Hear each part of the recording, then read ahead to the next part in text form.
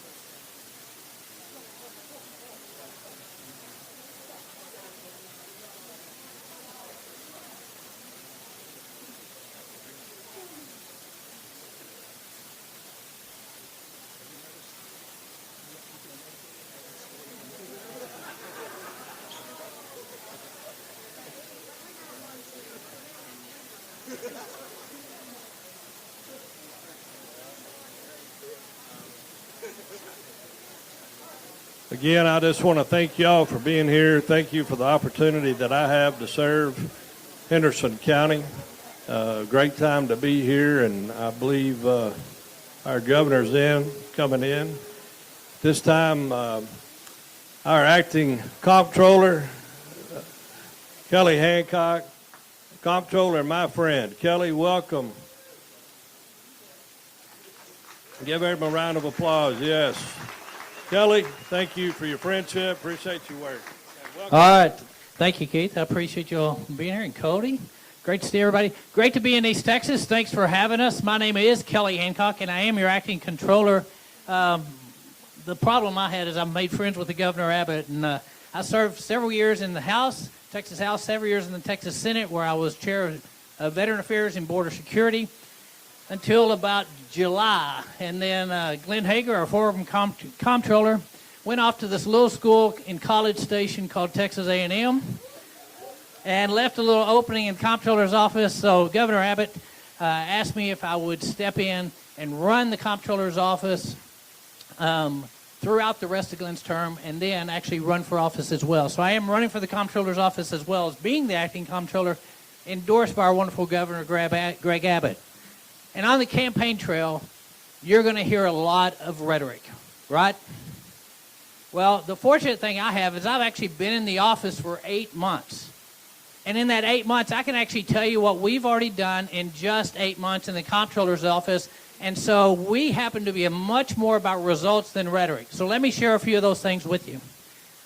Number one, I went from being chair of Veteran Affairs and Border Security, where I actually joined Governor Abbott and President Trump when we started that border wall, and it was working great until we had an election. When we had that election, all of a sudden we had to have Operation Lone Star. Well, we spent billions of your taxpayer dollars doing what the federal government would not do under Joe Biden's administration. Well, then we had the great big beautiful bill with $11 billion in it. So now our office is now working with the Trump administration to get that $11 billion back so we can use it to lower your taxes and address property tax here at the local level as well. We're following up on that. We're also working with rural law enforcement. Law enforcement providing grants through our office to law enforcement for personnel, for equipment, and working with ICE as well to make sure we continue to curtail illegal immigration in the state of Texas. But we're just getting started there. When I entered the office, we had what was called a historically underutilized business program within the office. Well, Governor Abbott had a few months earlier asked the agencies across the state to get rid of all DEI-based programs. HUB is nothing but DUI using different letters. It is race and gender-based, and we got rid of that program, turned it into a veterans program to help our disabled veterans, and no more will we spend your taxpayer dollars on quotas or race-based programs. What I've told every agency we're going to do, as long as I'm comptroller, is we're going to make sure that we maximize every dollar we spend from the state, that we operate as efficiently and as effectively as possible. And what that means is every contract, every purchase, every procurement we enter into, we look for best value and nothing more. No more race-based quotas in the state of Texas throughout all agencies. We've gotten rid of DEI in the comptroller's office for just our second month. We're not done yet. We still have results we want to share with you.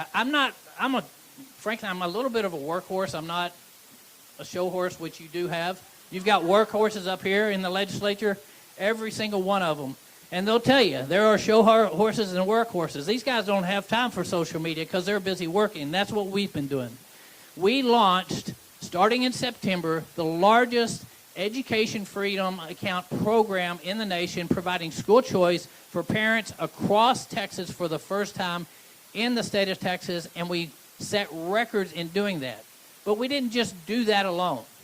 As a legislature, when I was in the legislature with these guys, we provided education funding at the highest levels ever. I spent 13 years on a local school board, and while I'm in control or operating over this school choice program, I go back to where my kids graduated in public school and where I spent 13 years on a local school board to make sure that we're just using this as step one into creating the greatest education program in the state of Texas. And I know that's what the governor wants, and that's what we want as we provide education freedom for the first time ever in the state of Texas. But we ran into some problems.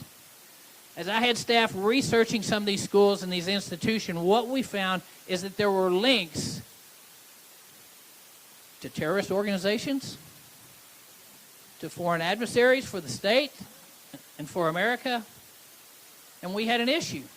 Do we let every school into this program, or do we say no to those that are linked to terrorist organization or foreign adversaries? And our office, under our leadership, waiting for protection from the Attorney General's office, which he provided after a few weeks, we said no. There's no way we're sending a penny of your taxpayer dollars to anybody linked to a terrorist organization or foreign adversary as long as I'm in office, and we're not going to allow that to happen. And so again, there's a lot of rhetoric out there, but we've got results. We've got results in 8 months, and we've got more work to do moving this agency into what I'm used to as a business owner, into more of a business mindset where we're operating faster, quicker, more efficient, and with more transparency and accountability in the comptroller's office. What I'm asking you for is 4 more years. I'm going to finish Glenn Hager's term in January. What I need for you to remember is Kelly Hancock when you go to the polls. Kelly Hancock for comptroller. I'm actually on not too far down. I voted this weekend. I was happy to find I'm not as far down as I was when I was a House rep. I'm not as far down as I was in the Senate. I'm pretty close. So you don't have to remember it very long. And I'm asking for your support as we help get out the vote, make sure Texas stays red, make sure it stays ruby red. And I'd appreciate your support, and I'd appreciate your vote. Kelly Hancock for comptroller. Thank you all very much. It's great to be with you. Now you're going to meet, when you fly around, you sit as close as you become pretty good friends. Help me welcome Nate Sheets, your next Ag Commissioner. Good afternoon, Athens. How are y'all doing? We got any MAGA Republicans in here? Wait. The other MAGA Republicans, the ones that want to make agriculture great again. We got any farmers in here? We got anybody in agriculture in here? Oh, come on, I'm in East Texas. I thought it'd be like 80%. Well, hey, let's just thank, real quick, let's just thank all the farmers that help feed us all across America.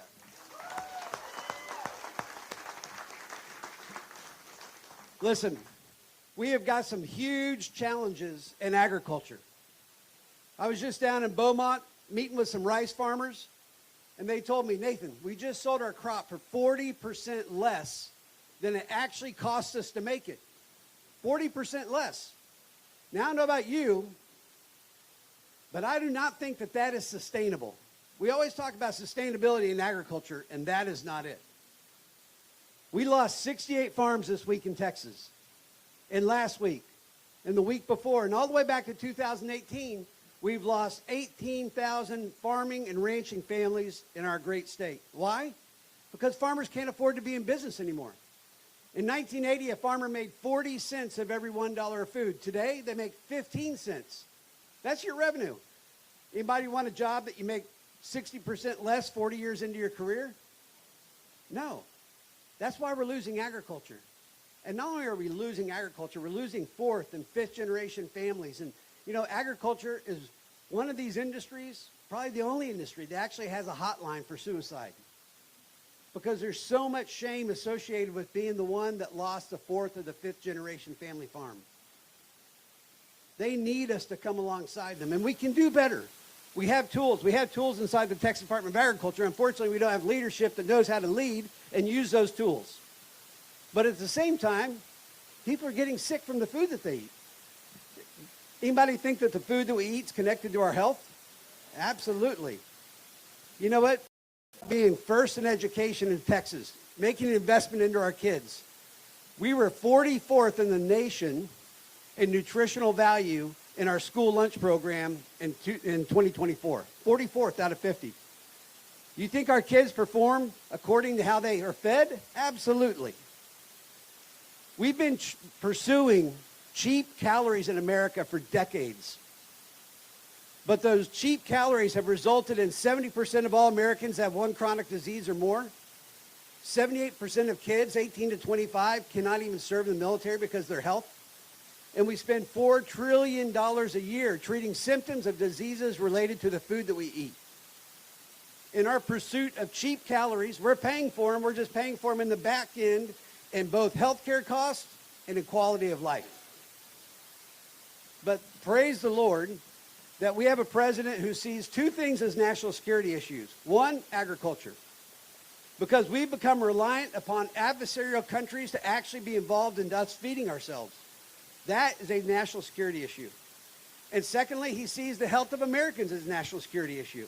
When we spend so much of our national budget dealing with symptoms related to the food that we eat, that's a problem. And so that's why he put Bobby Kennedy, praise the Lord for Bobby Kennedy, and Brooke Rollins, and they took that food pyramid and they turned that thing upside down, and everything in that food pyramid comes right off the farm, right off the ranch. It is the golden age of agriculture in front of us, and we need it because, man, farming and ranching, we're losing it like never before. But that is why I'm running. I spent a little bit of time in agriculture. I served our military. I served our country in the Navy for 6 years. I served in full-time ministry for 14 years. And then I started a little beehive and turned it in what's the largest honey company in America today called Nature Nates. Get it? Nate Sheets, Nature Nates, little connectivity there. So I know how to grow brands. I know how to drive revenue. And that's the problem that farmers and ranchers have. They have a revenue problem.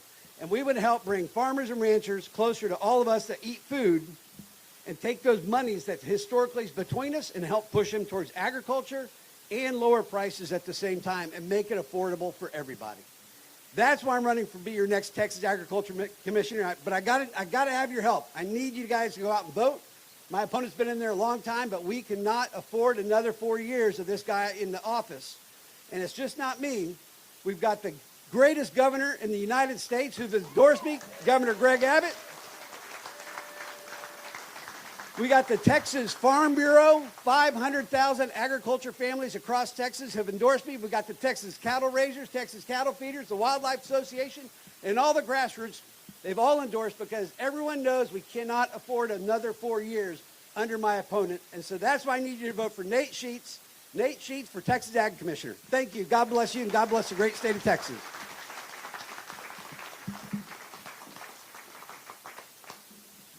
Ladies and gentlemen, my name is Cody Harris. I'm state representative for House District 8, and Keith Bell and I share Henderson counties. Thank you. It's such an honor to be here with you today to welcome, somebody who I consider a personal friend and somebody that I've worked very closely with to protect East Texas. That's why I'm running again, is to protect our communities, to protect our way of life and our values. I'm honored to have my friends here with me today, State Representative Keith Bell, State Representative Ryan Guillen from down in the Valley. He used to be a Democrat, saw the light, now he's one of our Republicans. And then another good friend of mine, Trent Ashby, who has served with us in the House. He's running for State Senate now. I fully support Trent, so Trent, thank you for being here.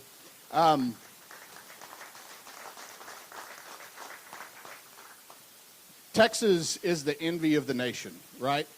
We are the conservative beacon for the rest of the United States. The 8th largest economy in the world, 1,600 people a day moving here every single day. And it's because of the leadership that we have at the top of the ticket and in the state legislature.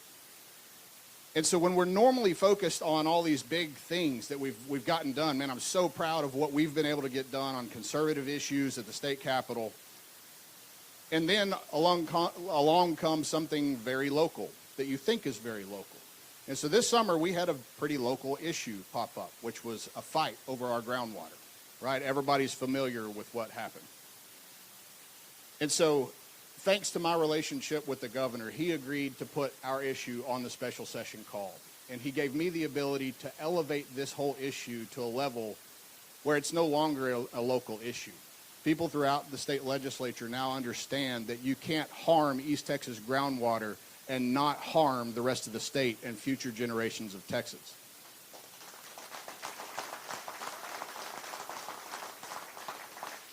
So groundwater is the flag that I'm planting. That's the hill that I'm willing to die on for our communities, because if we don't have it, if we don't fight hard to make sure that people from outside of here can't come in and take it, then these kids sitting on the front row, the kids who are here today, they won't enjoy the same East Texas we're enjoying right now.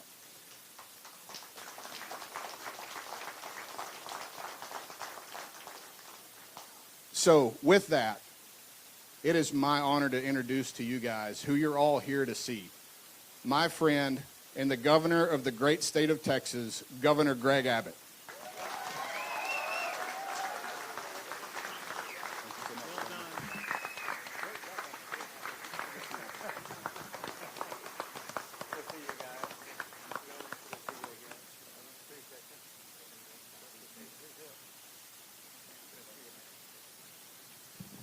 Howdy, Athens, Texas.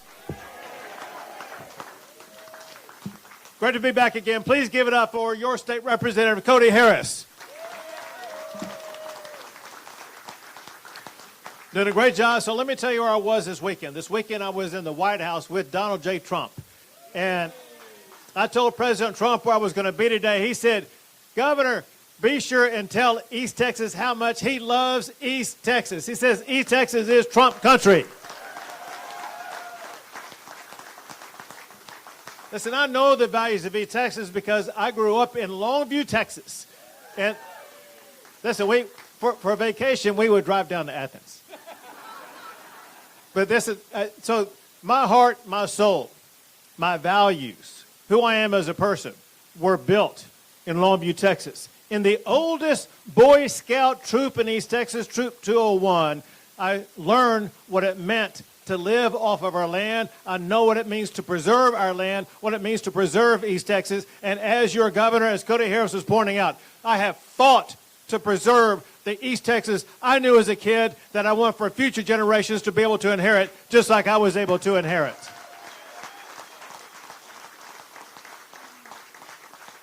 Listen, it's about values. Listen, the people in this room, listen, we all got values. And there's different ways we can talk about those values, whether it be through our faith or our passion for freedom, whatever the case may be. There's another way that we can talk about it, something that we all fight for in this election, going forward every single day. By God, we have to keep Texas, Texas, if we're going to save this state and save our nation. Y'all know what I mean when I'm talking about that.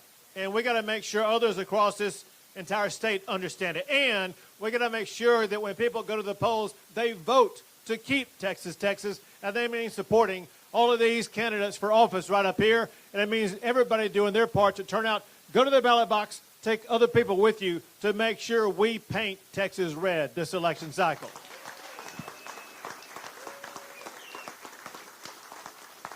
Mark my words, listen, if you guys are following politics, you know there's a very dangerous group of people who are running, I'll say masquerading as Democrats, because they're not really Democrats. They're not even progressives. These are socialists trying to impose their socialistic policies, and that's something we don't take kind to here in the state of Texas. Know what I mean? And so we're fighting back against it. Let me tell you something. It's the kind of thing you wouldn't see in Athens. But I'm sure sometimes you've driven over to Dallas or something like that, maybe driven down to Houston. Listen, you got socialists, self-identified socialists. They're not hiding it. Socialists running Dallas, Houston, Austin, San Antonio, and other places. Let me tell you one thing they did. These crazy judges, the judges run on the ballot as socialists, and they judge as socialists, and they don't believe in keeping dangerous criminals behind bars. They allowed dangerous murderers who had been arrested out on easy bail, and those murderers went on to kill more than 200 other Texans because of these dangerous judges. I talked to these representatives, and we said, we cannot let that happen in Texas, and so we passed a law that will now ensure those dangerous criminals remain where they belong, and that is behind bars.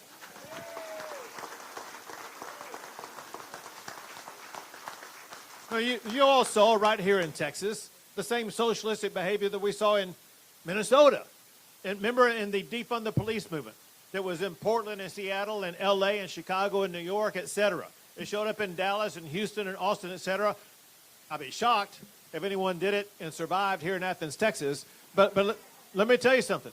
When I saw it happening, I said, I will not allow the defund the police movement take hold in Texas. And so, again, I got together with your representatives and signed a law saying we will defund any city that defunds their police in the state of Texas.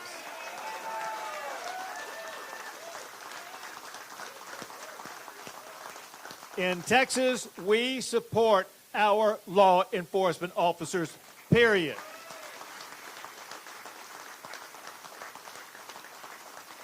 So we also protected you from foreign adversaries, one of which was this way, and that is we heard foreign adversaries wanted to buy our land in the state of Texas. And I signed the toughest law of any state in America, banning foreign adversaries like China from buying our land, buying our water, tapping into our grid. And something else is going on. If you guys have followed what's going on in the Dallas area, what's going on, there was this radical Islamic center called Epic Center. They tried to create a Muslim-only community, which is against the law in the state of Texas. 5 state agencies intervened and shut it down.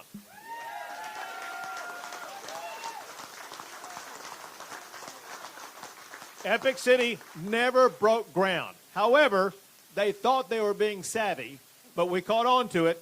They rebranded themselves as The Meadow, and then they tried to buy some adjacent land where they were about to build again. We discovered what was going on. We gave that information to the Attorney General. The Attorney General has filed a lawsuit, and we have stopped The Meadow from being able to break ground. And they got to my desk a law that I was able to sign to prohibit any Muslim-only development from ever existing in the state of Texas, and we are going to ban Sharia law in our state.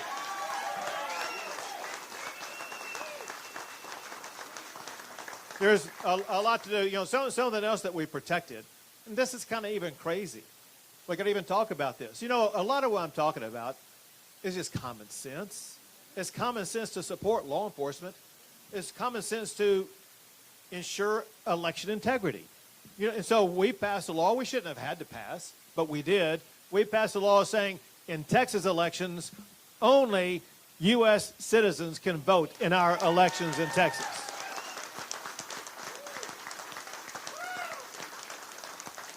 common sense.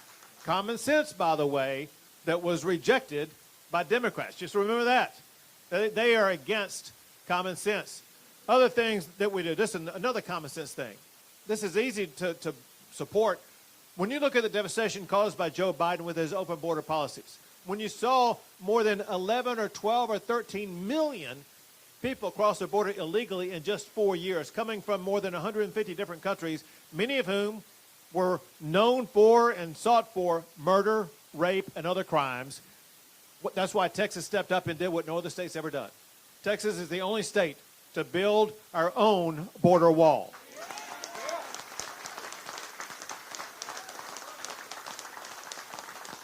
We were the pioneers putting those big orange buoys in the river, stopping illegal crossings. We had our National Guard, thousands of them, on the border, building military-grade razor wire border barrier to deny illegal entry into our state, securing our state like never before. I want you to know something. Even though we now have a president who's actually enforcing the immigration laws, does not mean we've taken our eye off the ball.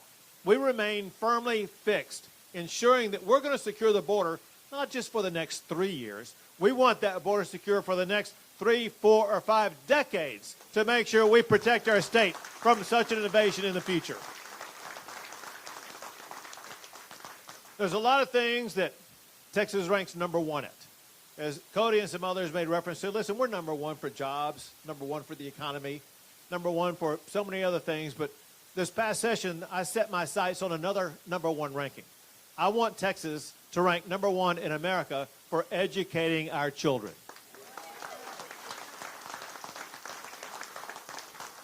The school choice program was a pathway along that trajectory to be number one. In fact, I came here to Athens, Texas, and had an event at a private school willing to step up and provide an education for parents who want to choose that pathway, because we know this.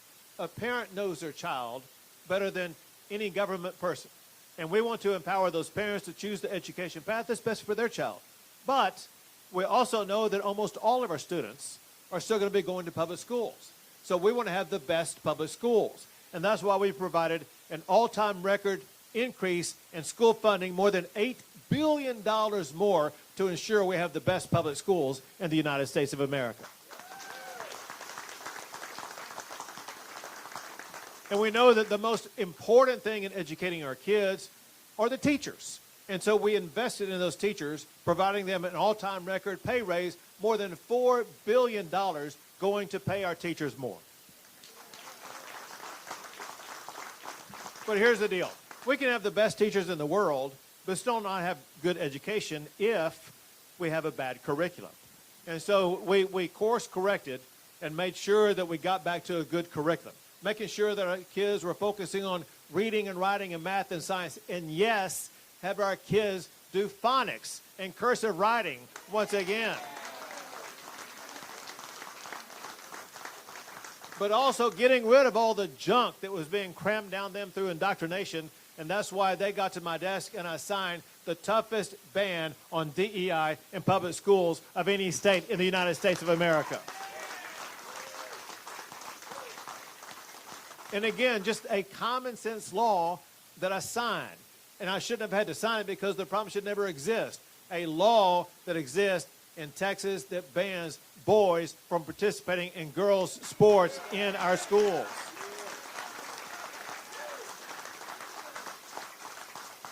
But there's something else that, listen, all of us understand, and that is we're all dealing with financial stresses. We're all dealing with the cost of living and things like that. And that's why we're focused keenly on making sure that that issue goes fully addressed. And it comes up in so many ways.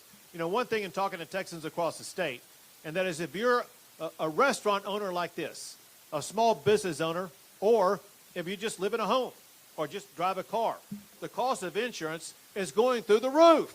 And, yeah, so you feel the pain. So it's not going up like 3 or 4 or 5%. It's doubling, tripling, going up 1 or 200%. It has to end, and we cannot end this next session without cutting your insurance costs in half in the state of Texas. But it's, you know, we're number one for business. However, Small businesses are most of our businesses. More than 98% of all businesses in Texas are small. And so we wanted to make sure we could make them be more successful. And so we passed a personal property tax exemption where they don't have to pay. Let me put it this way. Small businesses have exemptions on property like these chairs, these lights, the refrigerators, whatever. The first $2,500 was exempt from property taxes. To be honest, that's not a whole lot. And so we increased that from $2,500 to $125,000 exemption for all of our small businesses across the state of Texas. But listen, we know that one of the biggest expenses you're dealing with, one of the biggest, let's say, affordability issues you're facing is living in your own home. It's getting more expensive, whether it be insurance or your skyrocketing property taxes. So let me tell you what we've done, and let me tell you what we got to do. What we did this past session is what we did in the last few sessions. We increased your homestead exemption. When I became governor, your homestead exemption was $15,000. What that meant is the first $15,000 valuation of your home was not subject to the school district property tax. Now we've increased that all the way to $140,000. So the first $140,000 of your home, you don't pay a school district property tax. Instead, the state of Texas pays for that cost for our public schools. And if you were a senior, none of whom are here today, but if you were a senior, it'd be the first $200,000. But here's the deal. That makes it better, but doesn't really take care of you, because I'll tell you this. No one in Texas has ever come up to me and said, you know what, Governor? I'm perfectly happy with the taxes I'm paying on my home. And you're not. And so here's the deal. We cannot go back to Austin, Texas, and try to do again what we've done in the past. So I put together a solution based upon ideas I got here in East Texas, South Texas, North Texas, and West Texas. Everybody agrees on these principles. Number one, stop the thing that's causing your taxes to go up in the first place, and that is increased spending. Any property tax in jurisdiction must be limited on their increasing of spending your money, because that money should remain in your pocket. Number two, you should never have a property tax imposed on you without you having a voice in that decision. What that means is every property tax increase should be subject to a vote and should be required to get 2/3 vote before it passes. Next, I don't know about you guys, but I know most people in the state of Texas are suffering because of skyrocketing appraisals. And, I'll be honest with you. There's a reason for it. Under current Texas law, your appraisals can increase as much as 10% a year. So imagine what that looks like after just a few years. It makes it so you are unable to stay in your home. That must end. And we must lower that appraisal from 10% a year to no more than just 3% a year.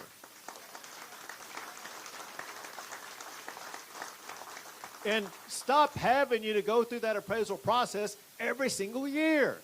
Do that only once every 5 years.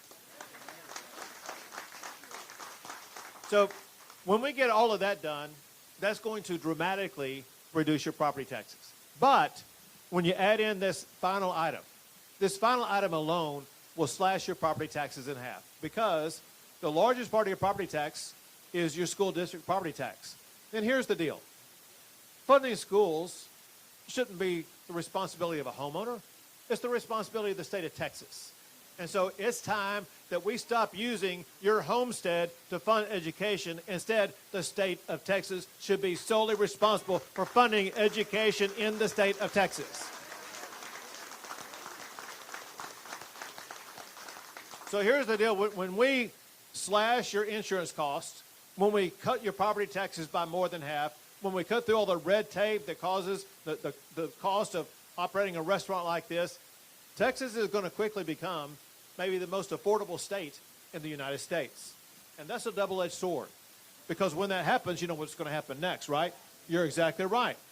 Californians, New Yorkers, Illinoisans, if that's what they're called, people from across the country are going to be coming here. But listen, there's a reason why I'm your governor. Because I've thought about that. And here's what we're going to do.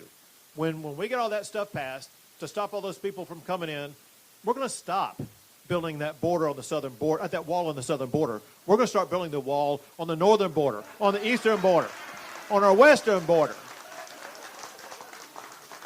Keep the real invaders from coming in here. But listen, all of this will only happen if we defeat the socialists. All of it's going to happen if we go out and vote. Remember, speeches don't win elections. Campaign ads don't win elections. Votes win elections. We've got to have people go out and vote. And not just you. Listen, we got a great crowd here. And many of you have voted. Many of you would say that you voted if I asked, so I'm not going to ask. But the fact of the matter is, we need every family member of yours, every neighbor of yours, everyone who goes to church with you, everyone who goes to this restaurant with you. They have to all go vote because they're turning out in droves. If you want to be governed by East Texas values, East Texas voters have to show up at the polls. Otherwise, you're going to be governed by Austin, Texas values. And that's the last thing we need to happen to East Texas. So listen, you guys have been you've been great. Just remember this, there is a way we can all come together. And that is, once again, through our values. We all in this room, I think, we agree that we believe in God over government, right? We believe in freedom over fear. We believe in the unique, inherent greatness of what it actually means to be a Texan. And we're proud about that. So we come together and become an indomitable force. We will ensure that these progressive leftists are not going to have any chance of pushing our state farther to the left. And together, we will keep Texas, Texas.